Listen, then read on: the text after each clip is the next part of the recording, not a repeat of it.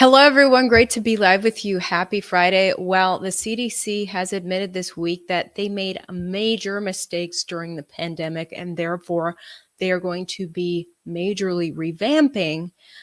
I'll tell you why I think this is a sign that the people are winning. Do I think the CDC is going to revamp for the better and get rid of its corrupt ways? No, I don't think it will. But what it's doing with this big PR stunt is showing that it is feeling our heat, it is feeling our pressure. And therefore, this is a small sign we are winning. But I'm going to tackle some of the issues that are some of the CDC's biggest, most corrupt lies that it's participated in. Okay. And things that it really does need to fix. And hopefully, if we keep putting the pressure on, it will. Okay. I'm also going to talk about the issue of miscarriages and periods during the pandemic. There had been so much conflicting information in regards to these topics. And I'm going to look at some interesting new data on that. We're also going to talk about an AI app creator. His app specifically monitors social media sites, millions of users, everything they're posting, collects it all. And he talks about the most alarming thing he's noting and watching what everyone's posting, what the biggest threat is that he believes. We're also going to look at one country that is paying its citizens thousands of dollars per person if they will just have 10 or more babies. Pretty wild. And it's really interesting to see people's reaction to this in America. I got some thoughts on this. Can you guys hear me okay? Happy Friday. Oh, by the way, I'm not doing truth bombs today, just a regular show. We are shaking up, moving. I'm going to have a new studio and all that. So, it's been a little bit chaotic. So anyway, we weren't able to pull off truth bombs, but truth bombs is going to look pretty cool when it's all said and done. All right, before we jump into it, shout out to the sponsor of my coverage. A new investigation reveals your Google history could betray you in more ways than one, and it's making privacy rights activists furious. Police have begun using a technique known as reverse keyword search. This allows law enforcement to use Google search history to find someone who might have committed a crime, but it invades the average user's privacy. This is why I've turned to Virtual Shield. All the privacy tips and tricks that the world don't do what Virtual Shield does. The tips and tricks in the world, they don't do what Virtual Shield does. It is an industry-leading VPN with a strict no-log policy, so even they can't see what you're doing online. Virtual Shield helps protect your data from corporations, hackers, ISPs, advertisers, and anyone else attempting to track or spy on you. Technology that hackers and other data miners use today are too advanced to be beaten with basic privacy practices. You need a fighting chance with Virtual Shield. It is the fastest and easiest use VPN in the world. Every viewer of my show is eligible for Virtual Shield's free 30-day trial, but only for a limited time. You'll miss this if you wait too long because they are known for putting a cap on the amount of trials given out. Get yourself grandfathered in by going to the link down in the description. It is virtualshield.com/Ivory. Locks my viewers in with that discount. I actually just found out that VPNs are good for buying your plane tickets too, because airline websites actually monitor the location of the purchasers of the tickets and will upcharge some airline ticket purchasers based on background data they're able to collect from you if you're not using a VPN. VPN makes you anonymous online, so the airlines can't collect any info and they just charge their regular rate instead. So interesting stuff.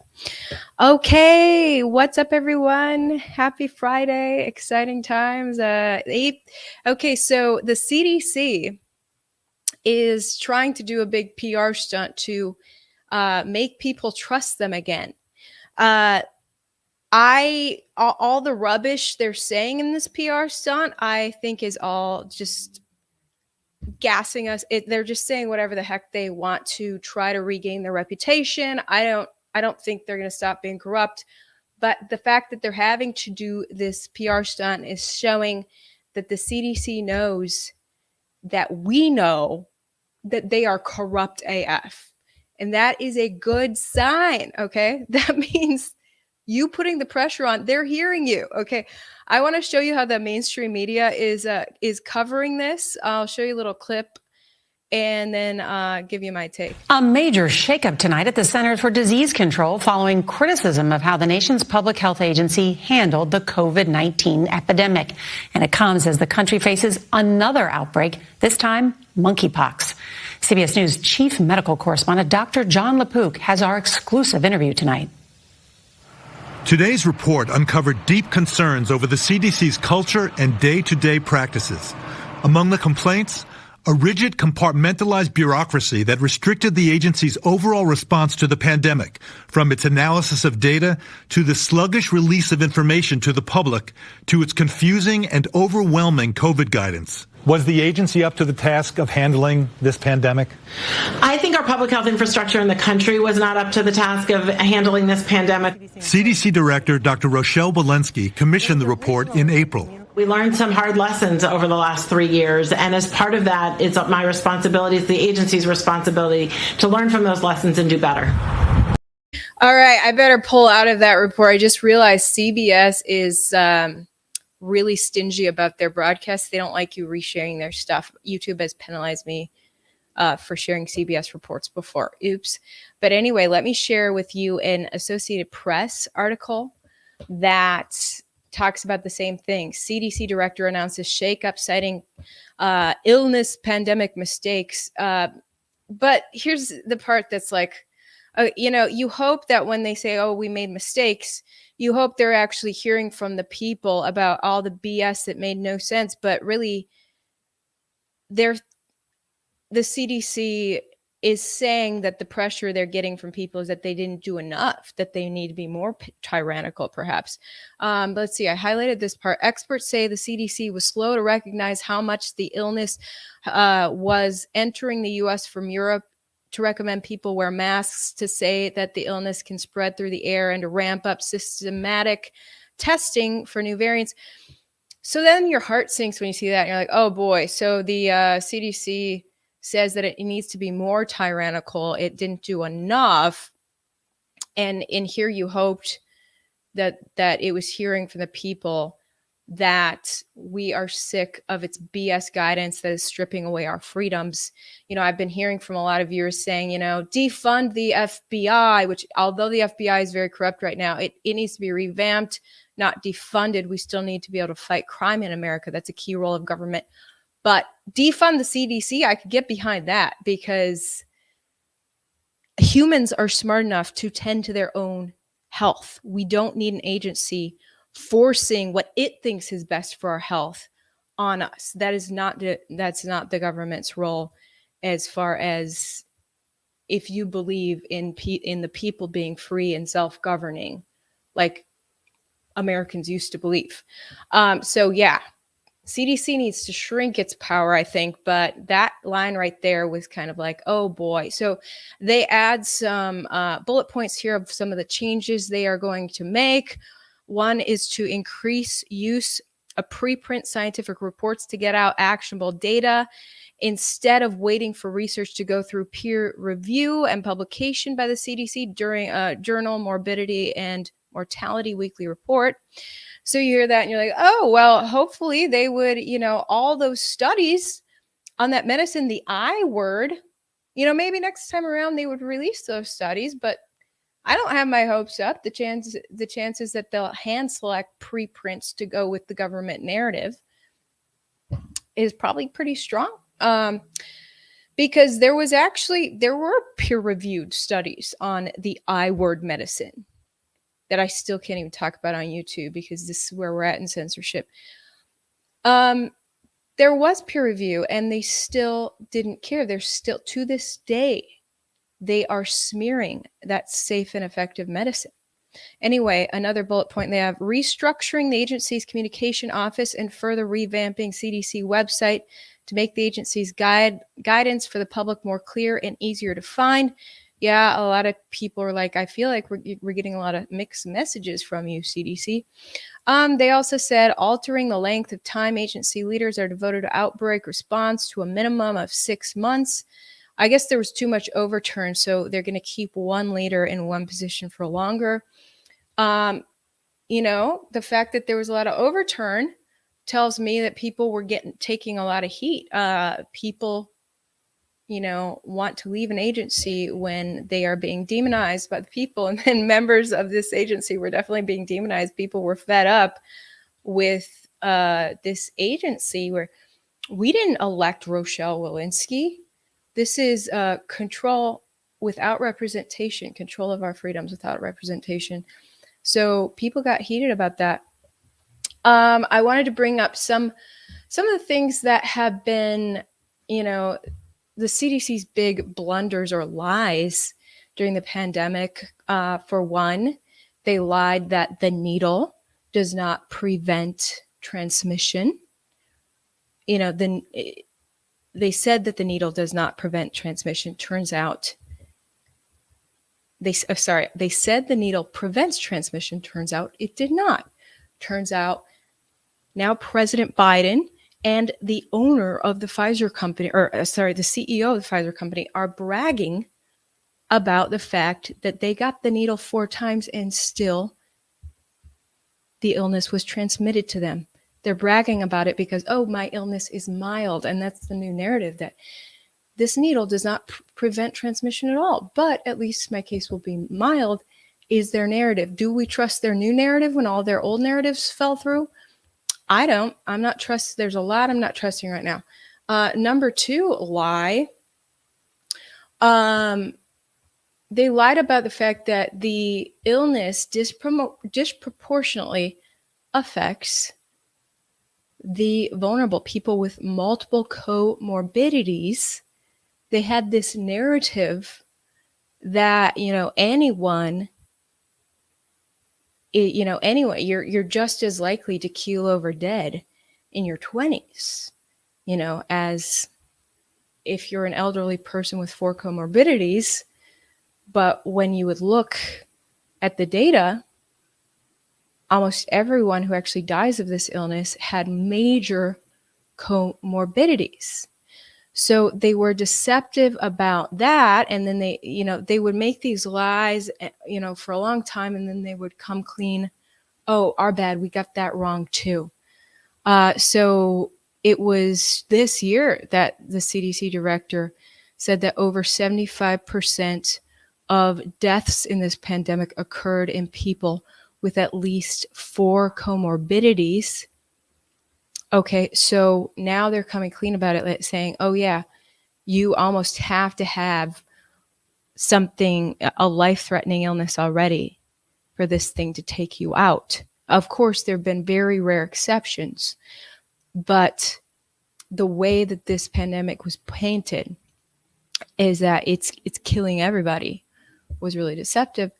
How about the deception about testing? I don't know how many words I can say on YouTube, but the most common way of testing for the illness, CDC quietly admitted that was a major issue. Late in 2021, they announced on their website, and this announcement's still up. They said, quote, after December 31st of 2021, CDC will withdraw the request to the FDA for emergency use authorization of the CDC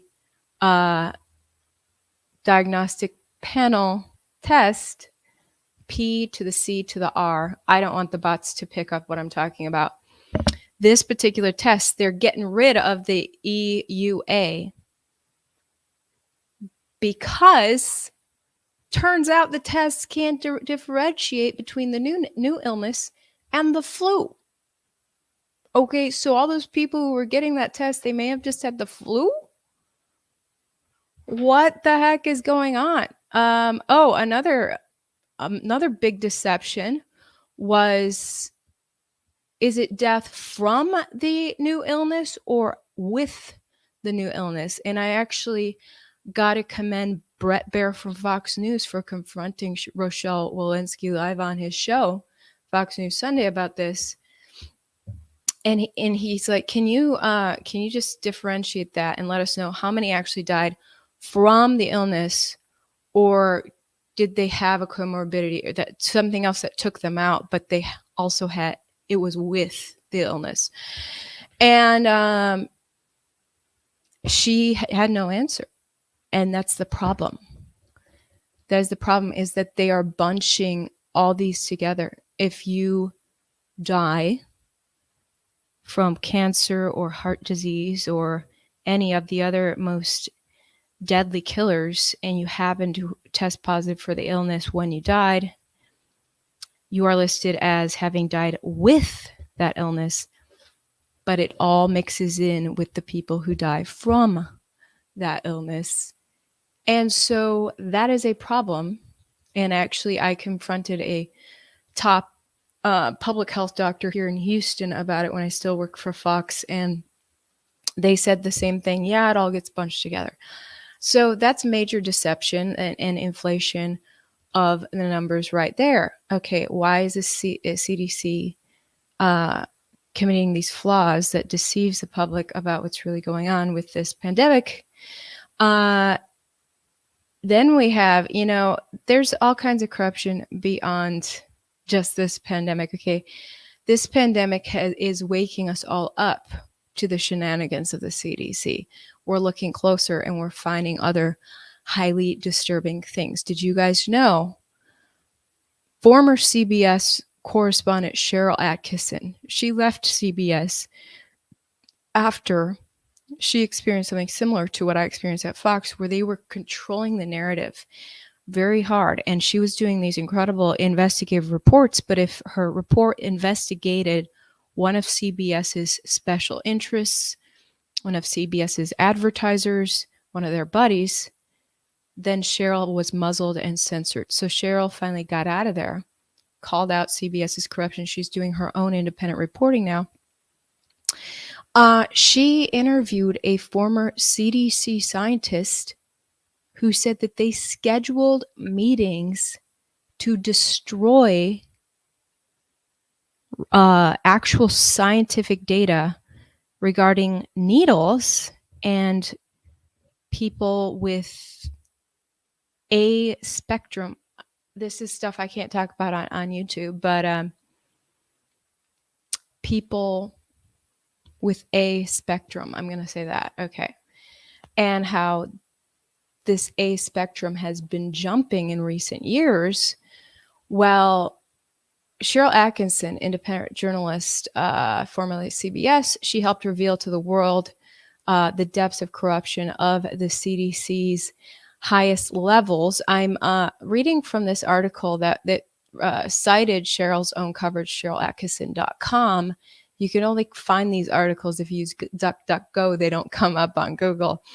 Dr. William Thompson admitted and confessed to scientific misconduct in a concerted effort to cover up a distinct and obvious link between needles and the skyrocketing A spectrum rate, specifically among African American boys who get the needle with MMR needle well under the age of 3. Their A spectrum rate is way high. As Atkinson reported and Dr. Thompson confessed, the insidious corruption ran deep. Dr. Thompson says the study co-authors actually, quote, scheduled a meeting to destroy the documents related to the study. The remaining 4 co-authors all met, brought a big garbage can into the meeting room and reviewed and went through all the hard copy documents that we had thought we should discard, put them in a huge garbage can. That's a lead scientist from the CDC disposing of scientific evidence in regards to needles. So the CDC is rife with corruption. Their big PR stunt announcing, sorry, we made mistakes, we're revamping.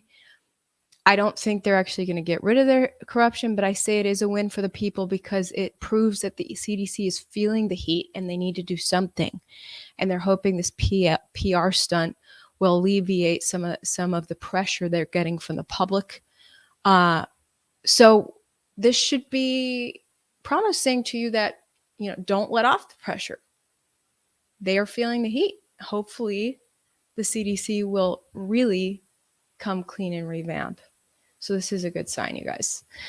What's your take? Oh, you guys are saying stuff in the comments that I can't even show on my screen. Yeah, this comment section is gonna get deleted for sure by YouTube. YouTube deletes your live chats whenever your live chats get too real. It's pretty crazy. Oh, of course, I can't forget the biggest thing, the reason I get my nickname. You guys call me Ivory-Mectin. So the CDC has got to knock it off in regards to this whole horse paste issue. The fact that to this day, the CDC on its website is recommending against using this life-saving medicine. Not only are they saying, well, the FDA hasn't authorized or approved it for the pandemic illness, so we can't recommend it for humans in regards to that, only in regards to parasites. They also add a bunch of BS about, U.S. poison control centers have experienced a rise in calls in regards to this. It could call, because more people have been getting prescriptions for the eye medicine because they realize they're hearing it from friends. Yeah, I popped these FDA approved pills. Yeah, they're FDA approved for parasites, but they, for some reason, are working on this new illness. So I'm taking it. They're hearing this from friends. Everyone's been getting prescriptions of this, finding a doctor who will prescribe it. Tons of people. I think it was an incredible number increase in prescriptions. I forget how big the increase was in prescriptions during the pandemic, but it jumped hugely. And it was like word of mouth and alternative media where people are realizing it's working. You had Joe Rogan say, yeah, I got this medicine and I feel better. And so now the CDC to this day is saying that you may get gastrointestinal issues, low blood pressure, and neurologic effects. Your brain's gonna get jacked up. You're gonna get confused. Okay, I'll just say I took that medicine when I had the illness. I had zero side effects from the medicine. I haven't heard anyone having these sort of side effects. But you saw a lot of BS surrounding this, saying, "Oh, it's horse paste. Don't act like a horse. You're not a farm animal." That was actually PR from the FDA, telling you not to take life-saving medicine. And then the infamous Rolling Stone article talking about, this horse paste eye medicine is going to hurt your health because we talked to a hospital that says they're getting so many people coming in for poisoning due to taking the eye medicine that we can't even treat gunshot wound victims because we don't have space.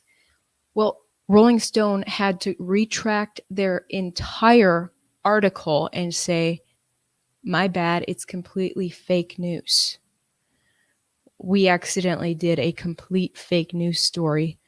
After we published it, we heard from someone at that actual hospital who said the ER has received 0 patients related to overdosing on the eye medicine, and we're not having problems whatsoever. So there's been a lot of misinformation, disinformation, coming from the mainstream media, yet the alternative media, it takes all the heat in regards to this stuff. And you wonder why trust in mainstream media is at an all-time low. So if the CDC could actually mend its ways in regards to that, all those lies I just listed, that would be great. But they are restructuring, and we'll see what happens. If people put the pressure on them enough, maybe they will stop with the obvious lies. Now, other than that, speaking of information that related to the pandemic, where it's been really hard to get the truth. We're going to talk about miscarriages and periods.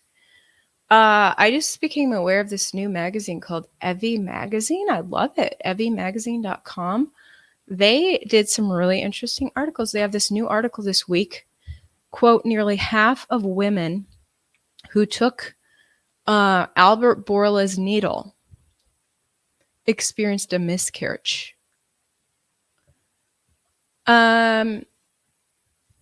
Wow. Let's see how they collected that information that we're not hearing anywhere else. It says, thanks to author and feminist activist Naomi Wolf, we have learned a lot about the effects that the needle has had on people during trial runs. Sadly, it seems that many pregnant women experience a miscarriage due to the needle. Naomi Wolf ran a crowdsourcing analysis project to analyze 300,000 Albert Bourla needle documents that were released through a Freedom of Information Act request. In January, U.S. District Judge Mark Pittman of the Northern District of Texas ruled that the documents be released, and the results found are stunning. Yeah, I myself, I have to admit that I forgot about all these documents being released in regards to the needle, that Albert Bourla's company lost that lawsuit. And the judge actually said they have to release a certain number of thousands of documents each month throughout the year. So these documents have been trickling out. And apparently when Naomi Wolf did her study, there was 300,000 documents released at that time. She found that 44% of pregnant women in Albert Bourla's needle company trial lost their baby. Now, we previously heard that pregnant women were excluded from the initial trials, which was a major mistake because to this day there's been a lot of lack of clarity on whether the needle's good. Some of the mainstream experts, they expressed their frustration on this. Why weren't pregnant women included? Because it leaves you with a lot of questions, and it makes pregnant women more hesitant to get the needle when they weren't included in the initial trial. Well, the analysis of the Pfizer documents is saying they were included. Whoa. Let's see. It says the research. By the way, I linked this article down below. Okay, it says the research found that 44% of women who participated in Albert Bourla's needle trial of the needle lost their baby. Wolf was interviewed on Steve Bannon's show War Room to discuss the effects of the needle in pregnant mothers. Here's how they concealed it. Okay.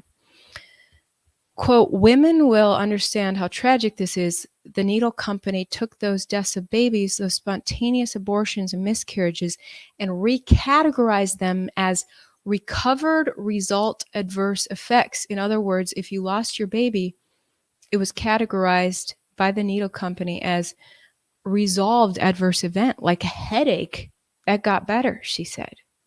Oh yeah, she was feeling bad because she passed something. The thing she passed was a human baby, but now she's feeling better. So it's a recovered adverse effect. Wow. This data has never been released to the public before, and the women have been gaslit to believe that their periods were never actually affected by the needle, even though it was later revealed that they were. Sadly, this research will very likely never be reported on the mainstream news outlets, and it will continue to be swept under the rug by public health organizations. Additionally, CDC still officially recommends that pregnant women get the needle. Well, if that's true, then that is another major issue with the CDC. It should probably stop recommending that pregnant women get the needle. But guys, there's actually a huge contradiction. And there's another article I want to show you guys too. And it's like, what do you believe? One more article though by Evie Magazine.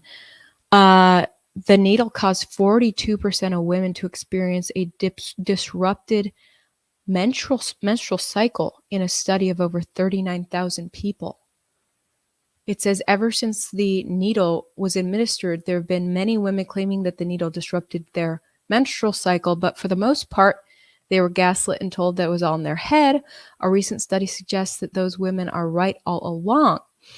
In June 2021, a team of researchers gathered data from over 39,000 women, all of whom received 2 doses of the needle at least 2 weeks before the study was conducted. The group received all of the different needle brands. Dr. Catherine Clancy is a professor of anthropology at the University of Illinois Urbana-Champaign, and she conducted the research along with Dr. Catherine Lee, a professor of anthropology at Tulane University.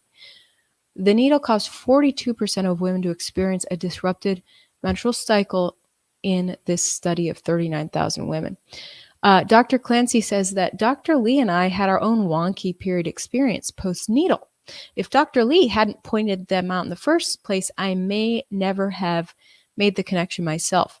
After I tweeted about it and the response was overwhelming, we designed a survey instrument that would allow us to capture these experiences as well as any factors that might make one more at risk of this side effect.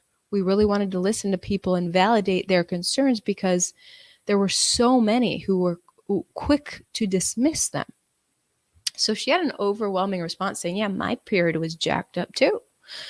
They only gathered research from women over the age of 18 who were experiencing menstrual cycle regularly and excluded perimenopausal women. So they only looked at women with regular periods prior. If you already had a wacky period, you're not in the study. The data showed that 42% of women had a heavier menstrual flow after they had the needle, and many said that this happened within the first 7 days of getting the needle. Others noted that they saw those menstrual changes 8 to 14 days after the needle. Quote, our key finding is that increased bleeding heavier among menstruating people and breakthrough bleeding among non-menstrual people is real. Wow. It is also now supported by several prospective studies that have also found the same thing. A secondary finding is that there are key factors that increase the chance someone may have this increased bleeding issue. Being older, and having been pregnant, had kids, and having a hyperproliferative reproductive condition. So if you have those 3 things, you're more likely to see a change in your period after the needle. So it's really interesting. These doctors actually decided to be curious, and they found something that none of the mainstream seems to talk about. Now, I also looked at ProPublica.org, which is a nonprofit journalism organization. They have a totally different narrative. And it's like, what the heck do you believe? What do you believe in 2022? Because these people are everyone's saying that they're looking at this raw data and they're coming out with totally different outcomes. This headline is, quote, God, no, not another case. Pandemic illness-related stillbirths didn't have to happen. This article says that these doctors analyzed, they were noticing umbilical cords come in related to stillbirths. And they'd never seen umbilical cords like this. They were scarred and marred umbilical cords. And there was just no way, I guess, for the baby to get its nutrients through that umbilical cord, so it dies in a stillbirth.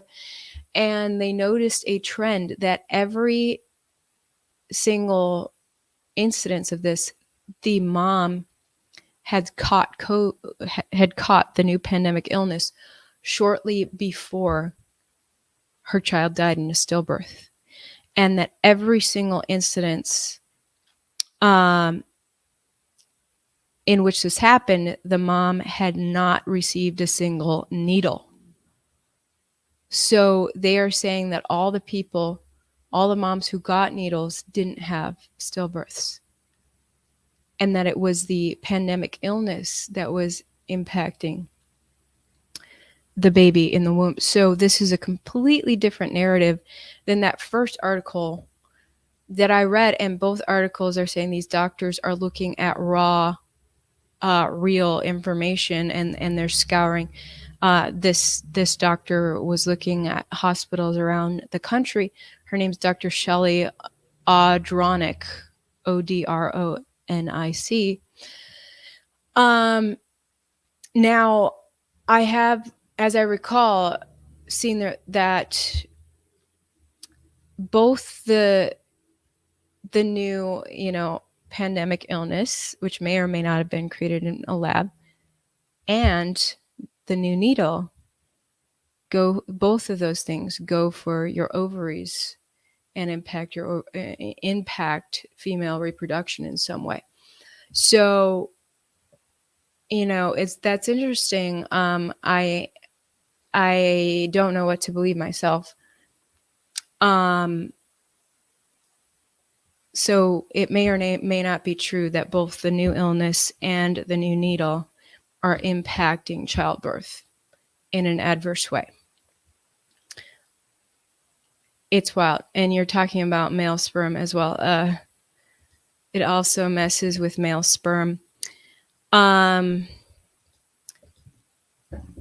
Yeah, so it's just a very confusing time, isn't it? Just to analyze all this and be like, what's really going on? So I was looking at ProPublica.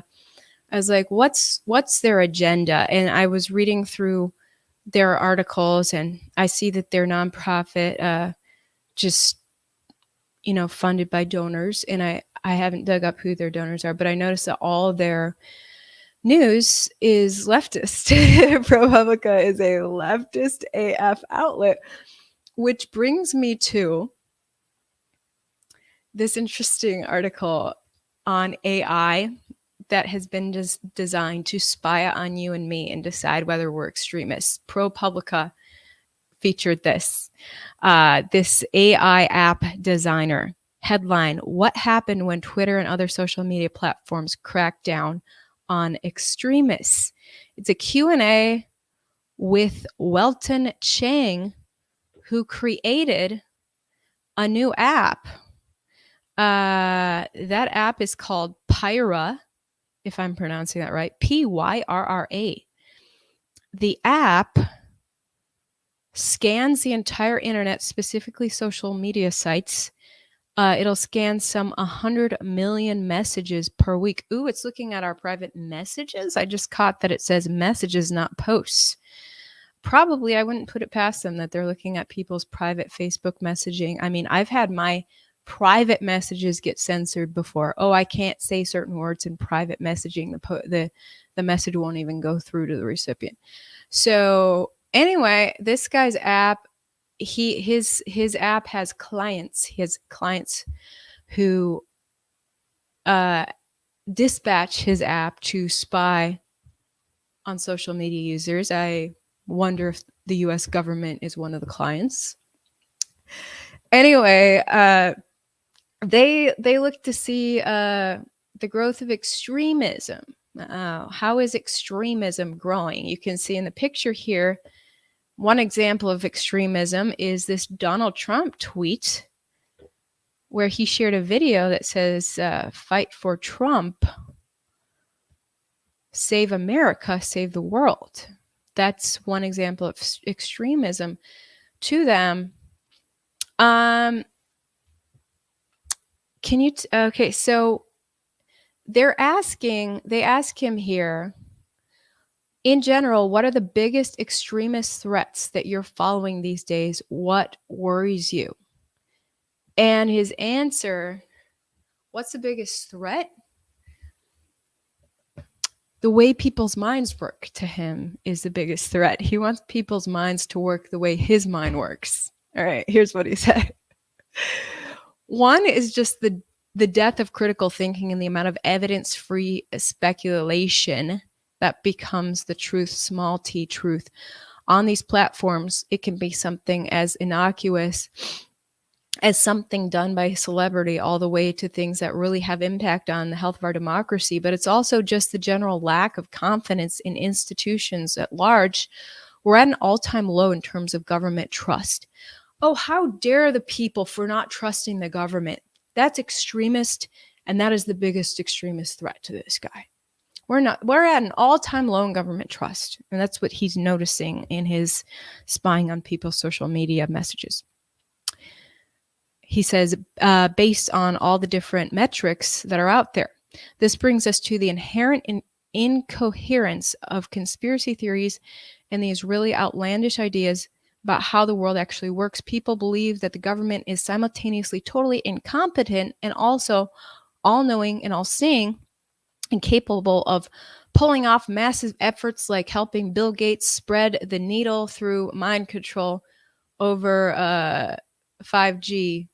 Hey, YouTube, it's not me saying it. It's this app developer saying this. I'm ProPublica. Don't delete my YouTube.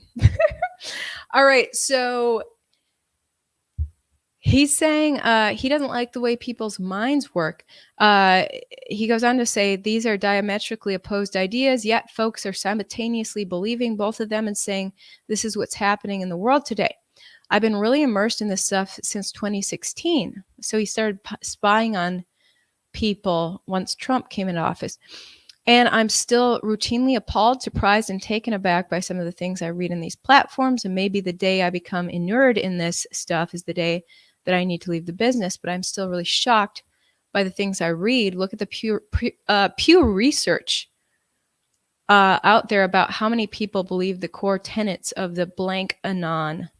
I think that we've entered a new phase in which social media has altered and warped how we encounter information, how we process it, and how we internalize what counts as truth.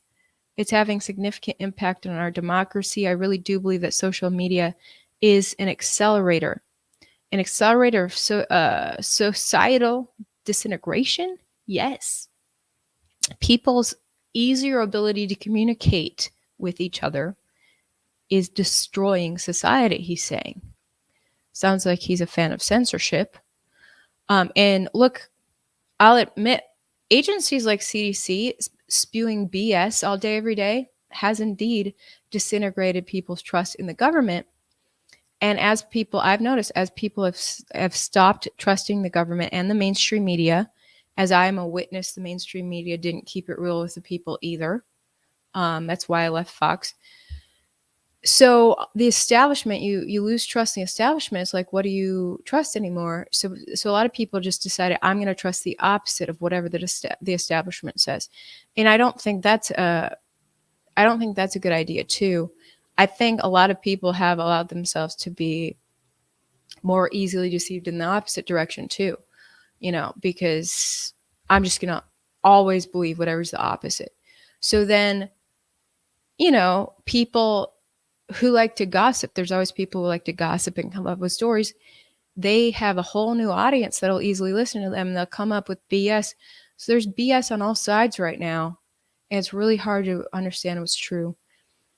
So that is an issue, but I think it's good that people have to, sit with themselves and say what makes sense to me and what doesn't make sense to me. And I'm not going to trust anything anymore. I'm going to critically think about everything. I think more people are doing that versus everyone just trusting the mainstream previously. There's this disintegration of what to believe anymore. And there's lies on all sides. And there's elements of truth sprinkled in. But I think we're at a good point of everyone starting to think for themselves more. So I have a much more optimistic view than this guy has, who it sounds like he wants to ratchet up censorship. And then they ask him about disinformation in regards to January 6th. And he says on these alternative social media platforms, the narrative about January 6th started getting pushed on January 7th. People started by blaming Antifa. And then right off the bat, they're trying to deflect blame. You had card-carrying members of MAGA community like January 6th protester Ray Epps getting falsely accused of being FBI informants and being responsible for pushing people into the Capitol. He came out and said, I was one of them, the pro-Trump movement, and they just kind of turned on me. Okay, so the creator of this app, he just outed himself as being ignorant AF himself in regards to Ray Epps. He's like, look, just believe that this undercover Fed says that he's not an undercover Fed. You know, just deny the actual evidence out there, like U.S. senators confronting the feds about Ray Epps being one of their guys, and the feds not saying, ooh, we can't answer that, because if he wasn't a Fed, you would just say he's not a Fed, right? But they couldn't answer that, okay? Apparently, this app creator who hates people's free sharing of information online should watch this conversation between Ted Cruz and the feds. How many FBI agents or confidential informants actively participated in the events of January 6th? Sir, I'm sure you can appreciate that I can't go into the specifics of sources and methods. Did any FBI agents or confidential informants actively participate in the events of January 6th? Yes or no? Sir, I can't answer that. Did any FBI agents or confidential informants commit crimes of violence on January 6th? I can't answer that, sir. Did any FBI agents or FBI informants actively encourage and incite crimes of violence on January 6th? Sir, I can't answer that. Ms. Sadburn, who is Ray Epps? I'm aware of the individual, sir. I don't have the specific background to him. Well, there are a lot of people who are understandably very concerned about Mr. Epps. On the night of January 5th, 2021, Epps wandered around the crowd that had gathered, and there's video out there of him chanting, "Tomorrow, we need to get into the Capitol, into the Capitol." This was strange behavior, so strange that the crowd began chanting, "Fed, Fed, Fed, Fed, Fed, Fed." Ms. Sandburn, was Ray Epps a Fed? Sir, I cannot answer that question. Oh, she can't answer that question. Hold on, that right there. Is he a Fed or isn't he a Fed? You said you know who he is, and now you can't answer the question as to whether or not he's a Fed. Okay, so he's a Fed. Okay. And just the very fact that he was clearly one of the first agitators creating this so-called insurrection, yet he's untouchable. He's not arrested. So this dude who's saying that people who dare to say that Ray Epps is a Fed are a possible threat. They're one of the extremists on the web, people who think that way. That's all very concerning. So I don't know. ProPublica is posting this sort of BS. It makes you wonder if their article on stillbirths only coming from people who've not had the needle but did have the illness. You wonder if that article is BS too. But who knows? It's hard to tell what's true. Hey, let's talk about this new update from a foreign nation. Can you guys guess which foreign nation is now going to pay its citizens $16,000 if they will just have 10 or more babies? They will give their citizens an award, like some sort of plaque saying they're a great mom, and then pay them $16,000. You're saying Hungary? You are incorrect. It's not Hungary. Japan. It's a country that is struggling with its birth rate, actually. Birth rate is down, so they are trying to fund. You're incorrect. It's not China. They're trying to fund the growth of the birth rate. Donation. What's that? Here's what it is. Russia. Vladimir Putin is funding pregnancies now. Vladimir Putin wants people to have bigger families. Here to CNBC reporting, Russia is offering a hero's medal and $16,000 to women who have 10 kids. The Mother Heroine Medal ranks alongside awards for bravery and service to the state. It comes with stipulations, including raising all children with a appropriate level of care and all being alive, aside from those killed in military or civic service. Russia has long faced an economic challenge from a declining and aging population, which has accelerated since its invasion of Ukraine. So their population is going down so much that they are trying to get more people to have bigger families. Now, it's really interesting. I became aware of this article because a conservative influencer shared it and said, "You go, Russia. This is where it's at. You rock." And I was stunned. I was like, what do conservatives stand for these days? Because I thought conservatives stood for small government and personal responsibility. And here, this conservative is pushing a welfare state. You know, she should be celebrating the U.S. government because, by the way, we do the same thing. Our government funds women in the hood who had 12 babies from 12 dads. Look, I come from a huge family. My two parents, they had 12 kids. My mom had 12 kids from one dad. And so she would get that award too. I mean, that's cool to get awarded by someone, but I don't want to be awarded by the government. I want the government to stay the heck away from me. Government, yeah, have some law enforcement to protect my independence, but stay away from me with your creepy awards, especially financial awards. Okay, and that's apparently why I'm not a conservative. I don't think like conservatives who want the government to pad your pockets for having kids. I guess conservatives and liberals think more alike than I thought. But there is Russia funding moms having babies. The hood's getting rich in Russia, just like in America. Just kidding. You don't get rich from government handouts. That's the problem. Government handouts never seem to actually benefit people's lives like they hope. Checking your comments. What do you guys think of this thing? Respect for moms, but yeah, less government. Yeah, for sure. You agree with me?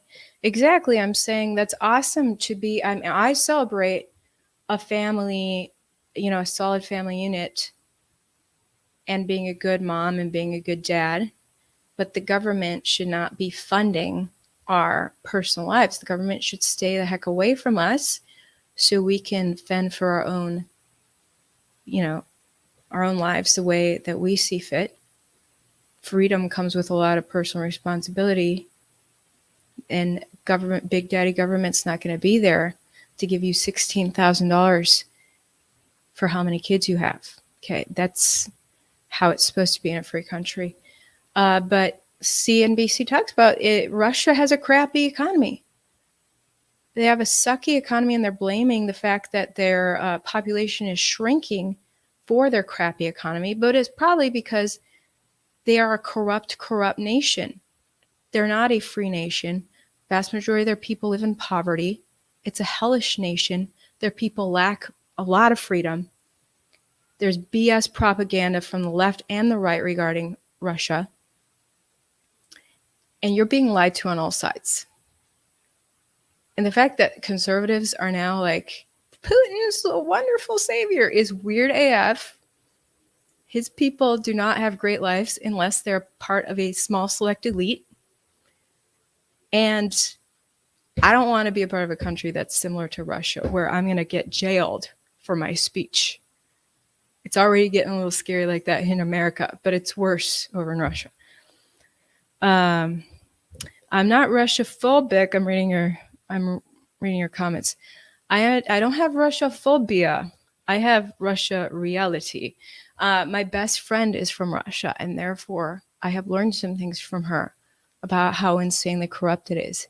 It's like impossible to have a solid business unless you participate in corruption, rub the right shoulders.